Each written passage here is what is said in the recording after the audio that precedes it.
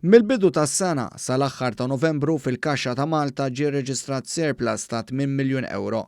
Dan joħroġ minn ċifri ppubblikati mill-Uffiċċju Nazzjonali tal-Istatistika hekk kif fl-ewwel 11 xahar tas-sena fil-Kaxxa ta' Malta ddaħlu 43 miljun euro aktar, wara li fl-istess perjodu s-sena l-oħra kien hemm deficit ta' 35 miljun euro.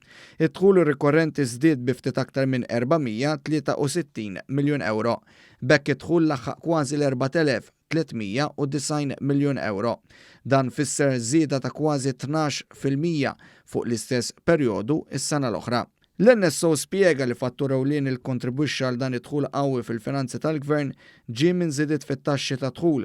Fil-fatt f'kuntest ta' żiediet qawwija fis-settur tax-xogħol wassal biex iż-żieda fl-income tax kienet ta' 137 miljun euro aktar mis-sena ta' qabel. Żiediet oħra li waslu għad-dħul rikorrenti kienu reġistrati fil-bolla, il-liċenzji, kirjiet u multi. Fi statistika li ħareġ l-NSO qal il-Gvern żied l-ispiża totali sa tmiem ix-xahar li għadda. Fil-fatt din laħqet madwar l-4,380 miljun euro. Rib il-11% aktar mill-istess perjodu tas-sena l-oħra. L-ispiża rikorrenti ammontata 3,756 miljun euro, 387 miljun aktar minn qabel.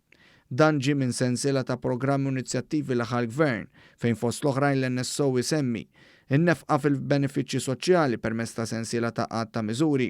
L-istatistika semmi wkoll il-Gvern nefa' iżjed riżultat ta' miżuri bħal ta' trasport b'xejn għall-iskejjel kollha. Żieda wkoll fit-trattament tal-kura tal-kanċer, il-kura fid-djar tal-anzjani, is-servizz ta' childcare u l-istrateġija għall-manaġġjar tal-iskart. Joħroġ ukoll il-namaxxijiet fuq id-dejn naqas bi kważi 11 miljun u nofs.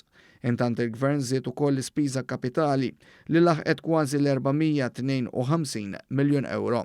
Dan fisser kważi 45 miljun euro aktar mis-sena l-oħra. Iż-żieda fl-ispiża kapitali ġiet minn żieda fuq proġetti infrastrutturali fosthom l-irranġar tat-toroq.